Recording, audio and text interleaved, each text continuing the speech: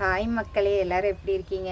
நான் நல்லா இருக்கேன். இன்றைக்கி சண்டே, காலையில் தோசையும் சட்னியும் வச்சு சாப்பிட்டுட்டேன் மக்களே. பையனுக்கும் கொடுத்தாச்சு. அவங்க காலையில் வேலைக்கு போன ஆளை இன்னுமே காணோம். நான் இன்றைக்கி வந்து சிக்கன் வேண்டாம், மீன் வாங்கிட்டு வாங்க. ஏன்னா சிக்கன் எப்போதுமே செய்கிறனால சூடுங்கிற மாதிரி இருக்குது. அதனால் மீன் வாங்கிட்டு வாங்கன்னு சொன்னேன். எங்கே போய் மீன் வாங்கிட்டு வராங்களோ தெரியல மக்களே. அவியலுக்கு தெரிஞ்சது இந்த சாலை மீன், மத்தி மீன் சொல்லுவோம் முக்கியல, அதை தான் வாங்கிட்டு வருவாங்க. வேறு மீன் அவியலுக்கு பார்த்து வாங்க தெரில மக்களே. அதுக்கப்புறம் நான் இன்றைக்கி காலையிலே குளித்தேன். ஏன்னா காலையில் கொஞ்சம் வெயில் அடிச்சிச்சா, சரி தலையை காய வைக்கலாம் வெயிலில் உட்காந்துன்னு நினச்சி பார்த்தா இன்னும் அந்தளவுக்கு வெயில் வரவே இல்லை மக்களே. குளிருது காலையில். நேற்று பிக் பாஸ் பார்த்தேன்னா, அதில் வந்து அந்த சாண்ட்ரா பிரஜன் இருக்காங்கல்ல, அவங்க வந்து பேசுகிறதெல்லாம் பேசிட்டு லாஸ்ட்டில் பசங்க பார்த்தா இது ஃபீல் பண்ணுவாங்க, கெட்டு போயிடுவாங்கங்கிற மாதிரி சொல்லிகிட்டே இருந்தாங்களா.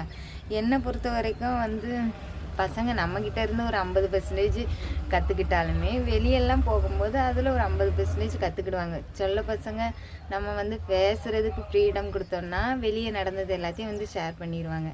சில பேர் வந்து ஷேர் பண்ண மாட்டாங்க. நான்லாம் வந்து சின்ன வயசுலலாம் கிராமத்து சைடு பார்த்துருப்பீங்க, ஃபுல்லாகவுமே நல்லா கெட்ட வார்த்தை போட்டு பேசுவாங்க. அதெல்லாம் பார்த்து வளர்ந்துட்டு அதுக்காண்டி நாங்கள்லாம் கெட்ட வார்த்தை போட்டு பேசுகிறதெல்லாம் கிடையாது. எனக்கு கெட்ட வார்த்தை பேசுகிறதே பிடிக்காது மக்களே. அதனால் வந்து பசங்க வந்து நம்ம என்ன ப்ரொஜெக்ட் பண்ணுறோமோ அதையே பார்த்துலாம் அதெல்லாம் அது பசங்களோட மென்டாலிட்டி பொறுத்து. நான் என்னையும் சுற்றியுமே கெட்ட வார்த்தை பேசுவாங்க. சண்டை ஹெவியாக கெட்ட வார்த்தையிலே சண்டை போட்டிருக்காங்க கிராமத்தில்.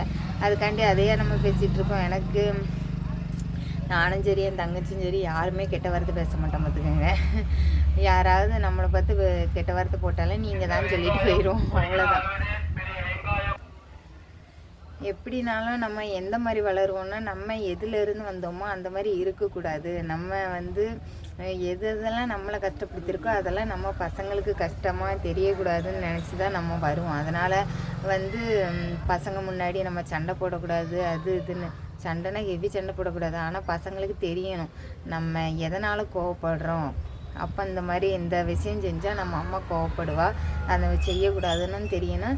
இந்த விஷயம் செஞ்சால் அம்மா சந்தோஷப்படுவா, அதனால் அது செய்யலான்னு தெரியணும். இது வந்து ஐயோ நம்ம பசங்க நம்மளை பார்த்து இது பண்ணிடுவாங்க, பயந்துருவாங்க இப்படின்னு நினச்சி வளர்த்துட்டே போன என்றைக்காவது ஒரு நாள் நம்மளோட நேச்சுரல் நம்ம காட்டுவோம். அப்போ வந்து அவங்களுக்கு வந்து ரொம்ப கஷ்டமாக தான் இருக்கும் பசங்களுக்கு. நான் வந்து சின்ன பிள்ளைங்கள்ட்ட இருந்தும் கற்றுக்கிடுவேன்.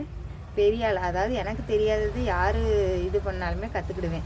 அதே மாதிரி தான் தங்கச்சி பையன், அவனை வந்து ஸ்கூல் மாற்றி விட்டாங்க பார்த்துக்கோங்க. அவள் பழைய இடத்துல வந்து கடையில் வியாபாரம் இல்லைன்னு இப்போ அவள் கோயம்புத்தூர் சைடு வந்திருக்கா. அப்போ வந்து ஸ்கூலை மாற்றிட்டாங்களா. அவனுக்கு பழைய ஸ்கூல் ரொம்ப பிடிக்கும். அவன் தான் ஃபஸ்ட் மார்க் வாங்குவான். இங்கே வந்து இந்த 6 மாதத்துக்கு வந்து கவர்மெண்ட்டில் சேர்த்து விட்ருக்கா. அவனுக்கு வந்து அந்த ஸ்கூல் பிடிக்கலையாம். இருந்தாலுமே அவன் வந்து அவங்க அப்பாவுக்காண்டியும் வெளியே சொன்னால் அப்பா அம்மா கஷ்டப்படுவாங்கன்ட்டு அந்த கண்ணீரை கண்ணுக்குள்ளேயே வச்சுட்டு அவன் அழுகையை மனசுக்குள்ளேயே வச்சுட்டு சந்தோஷமாக போகிற மாதிரி போயிட்டு வரானா. அவன் வந்து இப்போ செகண்டு தான் போகிறான்.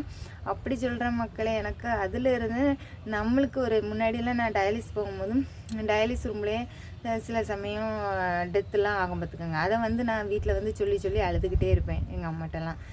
அதில் எங்கள் அம்மாவும் கஷ்டப்படுவாங்க, எல்லாருமே கஷ்டப்படுவாங்க. எனக்கு இந்த பையன் என்றைக்கு அந்த வீடியோ வந்துச்சோ அதுலேயே வந்து அவன்கிட்ட இருந்து கற்றுக்கிற விஷயமும் நம்மளுக்கு இருக்குது பாருங்க. எப்படி அம்மா அப்பா கஷ்டப்படுவாங்கன்னு அவனுக்கு அது பிடிக்கலைனாலுமே அவன் வந்து வெளியே சொல்லாமல் மனசுக்குள்ளேயே அழுதுகிறானா. அப்படியே அவங்க அம்மாட்ட ஷேர் பண்ணிகிட்டு இருக்கான் என் தங்கச்சிக்கிட்ட. எனக்கு அதை பார்க்கும்போது அப்போ நம்மளும் வந்து இதெல்லாம் வந்து வெளியெல்லாம் ஷேர் பண்ணி எல்லாத்தையும் கஷ்டப்படுத்தக்கூடாது. நம்ம போகிறது அவன் அதில் சொல்கிறான், நம்ம வந்து ஸ்கூலில் படிக்க போகிறோம், அதனால் படிச்சுட்டு வரணுன்ட்டு மட்டும் அவன் நினைக்கிறானா. அதே மாதிரி நானும் இப்போ நினச்சிக்கிட்டேன், நம்ம டயாலிஸ் போகிறோம், வேறு எதையுமே பார்க்கக்கூடாது. நம்ம போகிறோமா டயாலிஸ் பண்ணுறோமோ வர்றோமோ இப்படி தான் நினச்சிட்டு போகணும் அப்படின்னு நான் அவன்கிட்ட இருந்து இதை கற்றுக்கிட்டேன்.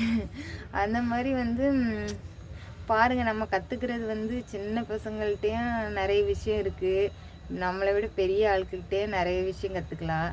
அதனால் கற்றுக்க மட்டும் எப்போதுமே தயங்கக்கூடாது மக்களே. ஏன்னா நேற்று வந்து எனக்கு இந்த சாண்ட்ரா பிரஜின் வந்து பண்ணுறதெல்லாம் பண்ணிவிட்டு லாஸ்ட்டில் பசங்கன்னு சொல்லும்போது வந்து எனக்கு அது இதாக தெரிஞ்சிச்சு. அதனால தான் இதை நான் உங்கள்கிட்ட ஷேர் பண்ணுறேன் மக்களே.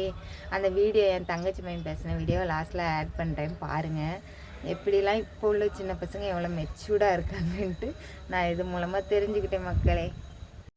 ஃபர்ஸ்ட்டு நான் உங்ககிட்ட போய் எல்லாம் சொல்லிட்டு இருக்கேன். என்ன போய்? ஏன்னா நான் அழுகு மூச்சை உள்ள விட்டுட்டு கண்ணீர் எல்லாமே கண்ணுக்குள்ளே வச்சுட்டு அப்படி மைண்டில் யோசிக்கும் போது நம்ம படிக்க தான் வரோம். ஆனால் எனக்கு அழுக மனசுக்குள்ள இருந்து வந்துட்டே இருக்கு. இதுதான். அப்படியா? ஆமா, அப்ப நான் வந்து மனசுக்குள்ள வந்துட்டு அப்படியே நான் அழுதுட்டு போயிடுறேன். அதெல்லாம் ஒன்றும் இல்லை, சரியாயிரும். சரியா?